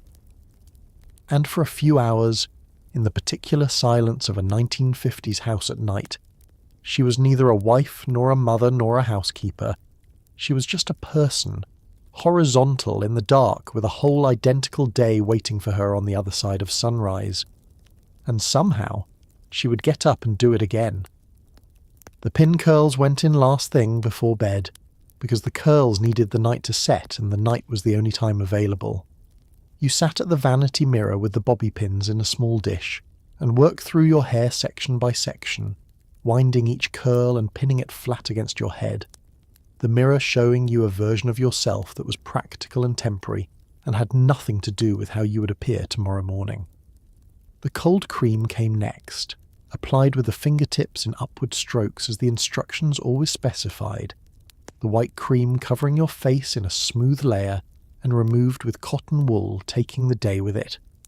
Your face in the mirror at 10:30 was just your face, unguarded and quiet, the face that nobody outside this room would see.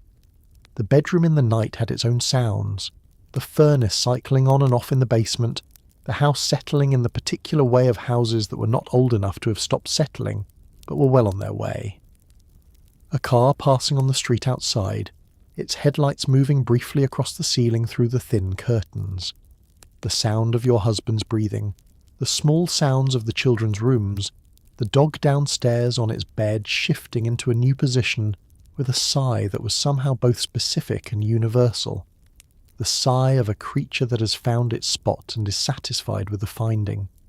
You lay in the dark and the day replayed itself in the unhurried way that days replay themselves when you're tired and the room is quiet. The breakfast, the laundry, the grocery list, the children's homework, the dinner, the dishes, the whole long sequence of it. One thing following another in the endless domestic chain that constituted your days, and that you'd been managing since the morning felt very distant now, its beginning separated from its end by so much activity that it seemed impossible it had all been the same day, except that you knew it had, because you had been there for all of it. There was a kind of satisfaction in the accounting of it, if you allowed yourself to take it.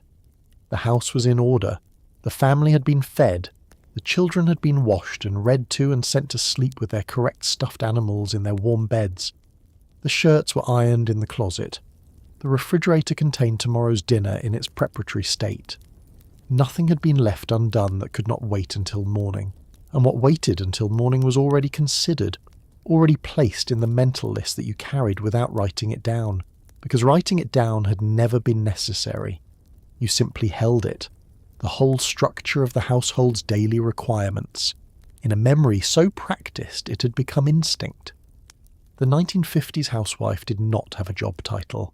She was not paid. Her hours were not counted and her output was not measured by anyone other than herself, and the measurement she applied was exacting and daily and never quite finished. The work she did was invisible in the particular way that maintenance is invisible. The clean floor is not remarked upon, only the dirty one.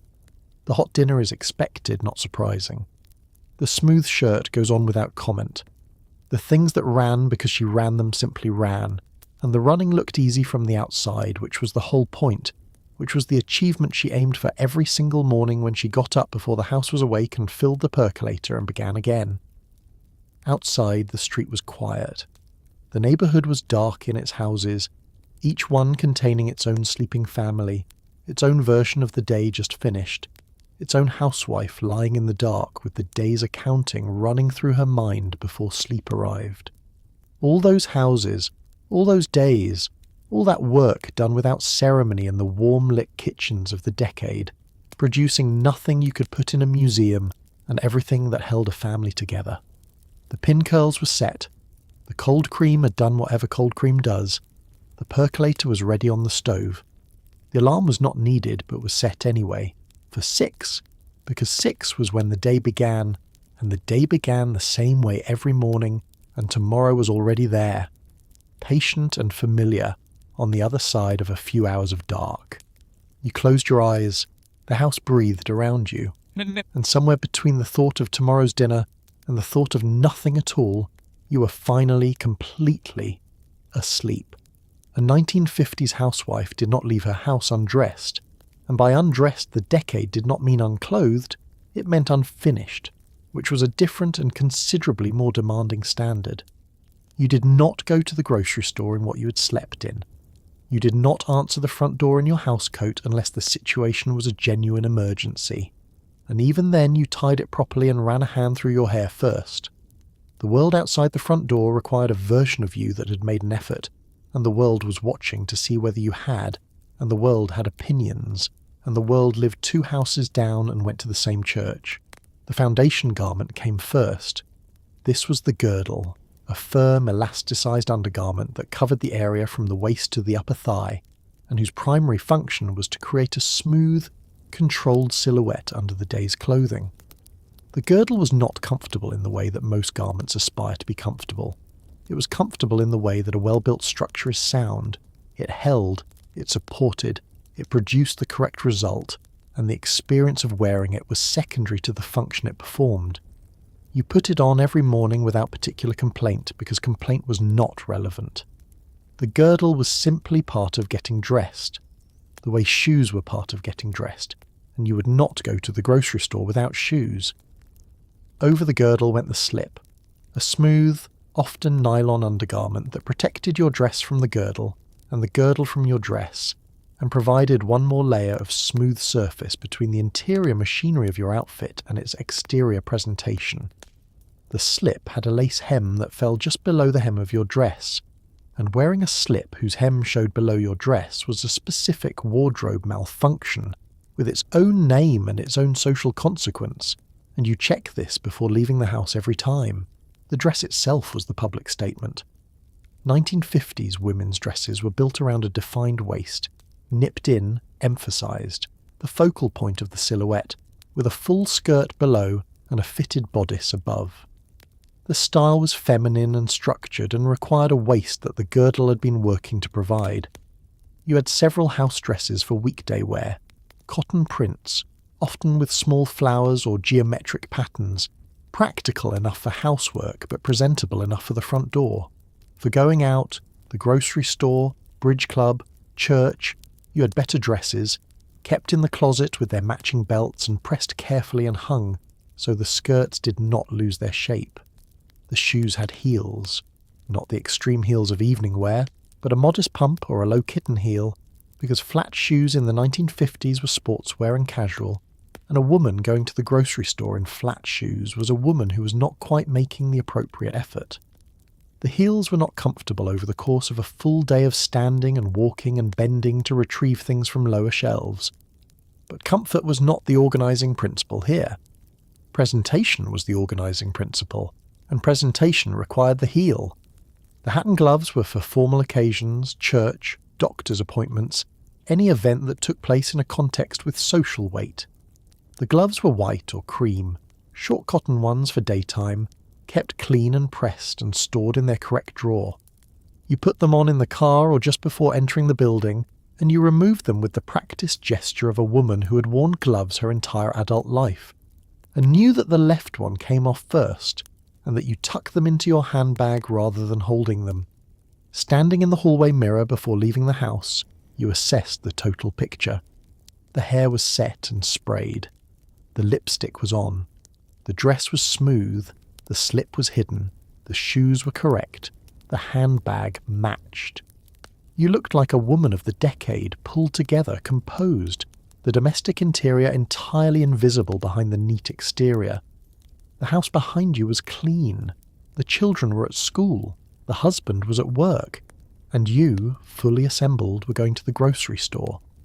You opened the front door and stepped out into the neighbourhood, and the neighbourhood registered your appearance and found it acceptable, and the morning continued, and so the day ends, as it always ended, as it ended 1,000,000 times over in 1,000,000 houses across a decade that asked a great deal of the women inside them and offered very little back in the way of acknowledgement.